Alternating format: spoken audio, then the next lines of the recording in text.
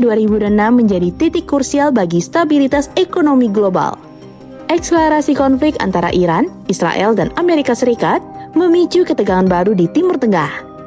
Kawasan yang selama puluhan tahun menjadi pusat dinamika energi dunia. Ketika ketegangan meningkat, pasar global tidak menunggu lama untuk beraksi. Harga minyak mentah Brent yang sebelumnya bergerak di bawah 75 US dollar per barel melonjak ke kisaran 78 US dollar hingga 82 US dollar per barel hanya dalam waktu yang singkat. Lonjakan ini bukan sekedar fluktuatif teknikal. Pasar sedang menghitung risiko gangguan pasokan energi global. Sekitar 20 juta barel minyak per hari atau hampir 20-30% suplai minyak dunia melewati Selat Hormuz. Jalur ini adalah satu titik distribusi energi paling vital di planet ini. Ketika muncul ancaman penutupan atau gangguan keamanan, risiko pasokan langsung dihargai oleh pasar dalam bentuk kenaikan harga. Indonesia, sebagai negara net importir minyak, tentu tidak kebal terhadap situasi ini. Dalam APBN 2026, asumsi harga minyak Indonesia dipatok sekitar 70 US dollar per barel. Ketika harga pasar bergerak mendekati 80 US dollar per barel, ruang fiskal langsung tertekan. Selisih 8-10% US dollar per barel terlihat kecil. Tetapi, dalam skala impor nasional, dampaknya bisa signifikan terhadap beban subsidi dan kompensasi energi.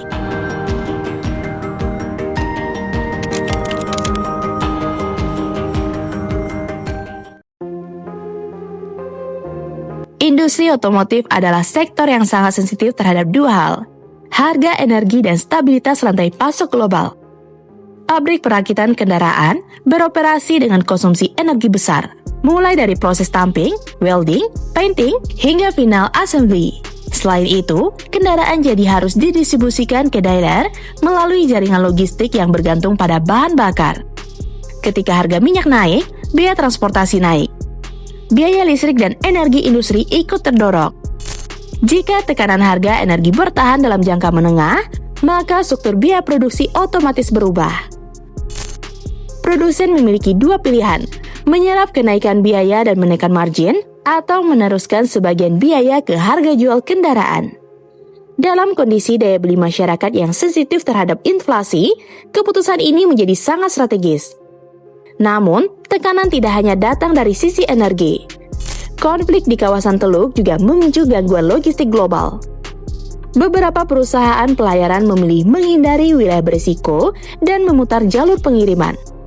Rerouting kapal bisa menambah waktu tempuh hingga 10-14 hari tergantung rutenya.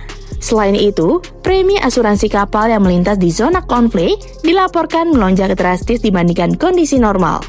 Dalam industri otomotif modern, keterlambatan pengiriman bukan persoalan kecil. Sistem produksi saat ini masih bergantung pada efisiensi waktu dan manajemen persediaan yang ketat. Banyak pabrikan yang menggunakan sistem just-in-time, di mana komponen datang sesuai jadwal produksi. Jika satu komponen elektronik atau modul kontrol tertahan di pelabuhan, satu lini produksi bisa terganggu. Komponen kendaraan massa kini juga semakin kompleks. Sistem infotainment, modul ECU, sensor keselamatan, hingga komponen baterai kendaraan listrik terhubung dalam rantai pasok internasional. Jika biaya freight naik dan waktu pengiriman melambat, maka risiko penyesuaian jadwal produksi semakin besar.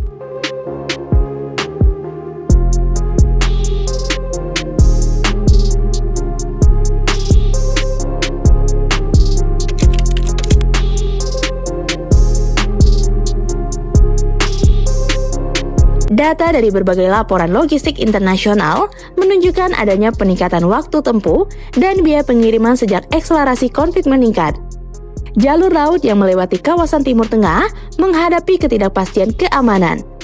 Beberapa operator kapal memilih memutar rute yang lebih aman meski lebih panjang.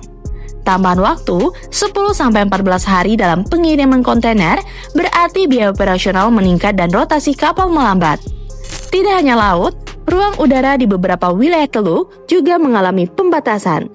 Pengiriman kargo udara yang biasanya menjadi solusi cepat untuk komponen bernilai tinggi ikut terdampak. Ketika opsi laut melambat dan udara terbatas, biaya logistik secara keseluruhan naik. Bagi Indonesia yang terhubung dalam rantai pasok global otomotif, kenaikan biaya logistik ini tidak bisa diabaikan. baik untuk komponen impor maupun kendaraan jadi yang diekspor. Setiap kenaikan biaya freight mempengaruhi daya saing harga.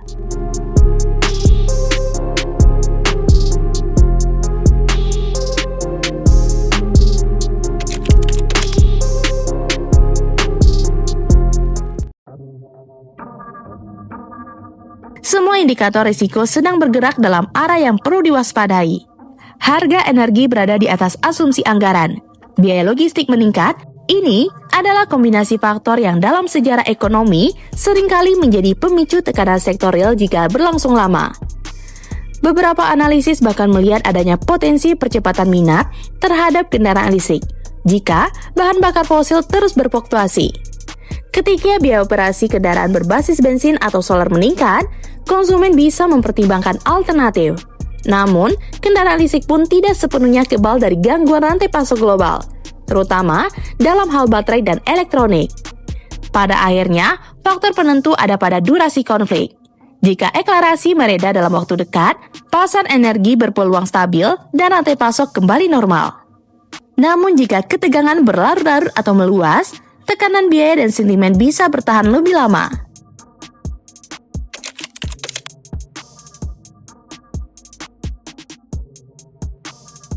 Jawabannya pastinya belum bisa ditentukan hari ini. Yang jelas, industri otomotif Indonesia saat ini berada dalam fase kewaspadaan tinggi. Belum dalam krisis, tetapi juga tidak bisa lengah. Dalam ekonomi global yang saling terhubung, guncangan di satu titik strategis seperti Selat Hormuz bisa menciptakan efek domino yang menjalar jauh hingga ke jalur produksi kendaraan di dalam negeri. Perkembangan beberapa minggu ke depan akan menjadi penentu arah. Jika stabilitas kembali, tekanan bisa mereda. Jika tidak, industri harus bersiap menyesuaikan strategi menghadapi biaya yang lebih tinggi dan pasar yang lebih berhati-hati. Satu hal yang pasti, ketika energi terguncang dan logistik global terganggu, industri otomotif selalu menjadi salah satu sektor yang pertama merasakan dampaknya. Nah, gimana menurut sobat? Komen di bawah ya. Jika sobat suka dengan video ini, like dan share ya sobat. Sampai ketemu lagi di Fakta Seru selanjutnya. See you!